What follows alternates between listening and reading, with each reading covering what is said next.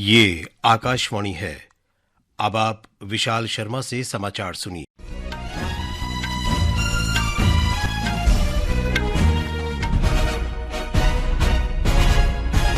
राष्ट्रपति द्रौपदी मुर्मू ने विश्वास व्यक्त किया है कि सरकार की भ्रष्टाचार को कतई न बर्दाश्त करने की नीति भ्रष्टाचार को जड़ से खत्म कर देगी। उन्होंने कहा कि भारतीय समाज में सत्यनिष्ठा और अनुशासन को जीवन का आदर्श माना जाता है। राष्ट्रपति आज नई दिल्ली में केंद्रीय सतर्कता आयोग के सतर्कता जागरूकता सप्ताह के अवसर पर एक कार्यक्रम को संबोधित कर रही थीं।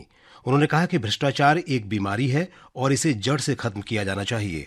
राष्ट्रपति ने कहा कि सरकार ने भ्रष्टाचार से निपटने के लिए कई पहल की हैं। राष्ट्रपति ने कहा कि विश्वास सामाजिक जीवन की नींव है और भ्रष्टाचार न केवल आर्थिक प्रगति में बाधा है बल्कि ये समाज में विश्वास को भी कम करता है। महाराष्ट्र और झारखंड में विधानसभा चुनाव के लिए राजनीतिक दलों ने प्रचार तेज कर दिया है। महाराष्ट्र में सभी 288 सीटों पर इस महीने की 20 तारीख को मतदान होगा। विभिन्न राजनीतिक दलों के शीर्ष नेता मतदाताओं को लुभाने के लिए रैलियां और रोड शो कर रहे हैं। प्रधानमंत्री और वरिष्ठ भाजपा नेता नरेंद्र मोदी ने आज धुले में एक जनसभा को संबोधित किया। उन्होंने कहा कि भारत के विकास के लिए महिलाओं को सशक्त बनाना महत्वपूर्ण है। प्रधानमंत्री ने कहा कि उनकी सरकार महिलाओं के कल्याण के लिए प्रतिबद्ध है। प्रधानमंत्री ने कहा कि उनकी सरकार अगले 5 वर्ष में महाराष्ट्र के विकास को नई ऊंचाइयों पर ले जाएगी। श्री मोदी ने कहा कि केवल महायुति गठबंधन सरकार ही राज्य में सुशासन प्रदान कर सकती है। श्री मोदी बाद में नासिक में एक चुनावी रैली को संबोधित करेंगे। केंद्रीय गृह मंत्री और भाजपा नेता अमित शाह ने आज महाराष्ट्र के शिराला में एक सार्वजनिक सभा को संबोधित किया। कांग्रेस नेता राहुल गांधी ने इंडिया गठबंधन के उम्मीदवारों के समर्थन में झारखंड के सिमडेगा में चुनावी रैली की। झारखंड में 2 चरणों में विधानसभा चुनाव हो रहे हैं। पहले चरण के लिए मतदान 13 नवंबर को और दूसरे चरण के लिए मतदान 20 नवंबर को होगा।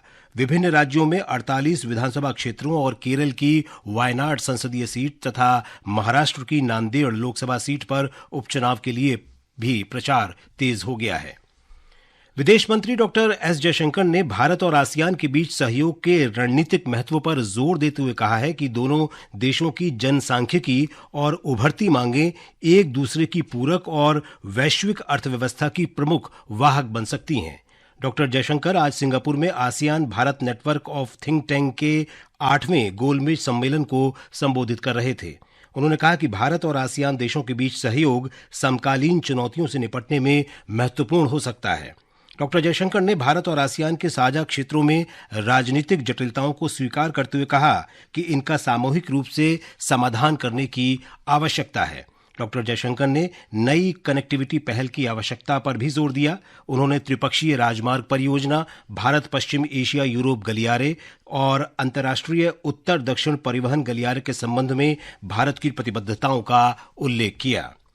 सर्वोच्च न्यायालय की 7 न्यायाधीशों की पीठ ने 4-3 के बहुमत से एस अजीज बाशा बनाम भारत सरकार मामले में 1967 के उस फैसले को आज खारिज कर दिया जो अलीगढ़ मुस्लिम विश्वविद्यालय को अल्पसंख्यक संस्थान का दर्जा देने से इंकार करने का आधार बना था।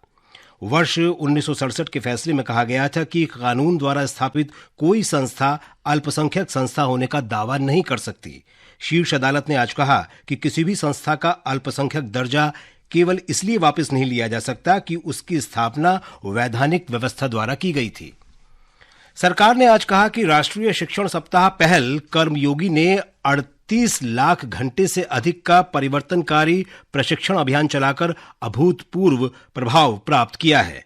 कार्मिक, लोक शिकायत और पेंशन मंत्रालय ने एक बयान में कहा कि 19 से 27 अक्टूबर तक मनाए गए शिक्षण सप्ताह के तहत 45 लाख से अधिक पाठ्यक्रम शामिल किए गए। क्रिकेट में आज डरबन के किंग्समीड में 4 मैचों की श्रृंखला के पहले T20 अंतर्राष्ट्रीय मैच में भारत का सामना दक्षिण अफ्रीका से होगा। ये मैच भारतीय समयानुसार रात 8:30 बजे से शुरू होगा। सूर्य कुमार यादव भारतीय टीम की कप्तानी करेंगे जबकि एडन मार्कराम दक्षिण अफ्रीकी टीम के कप्तान होंगे। इसके साथ ही ये समाचार बुलेटिन समाप्त हुआ।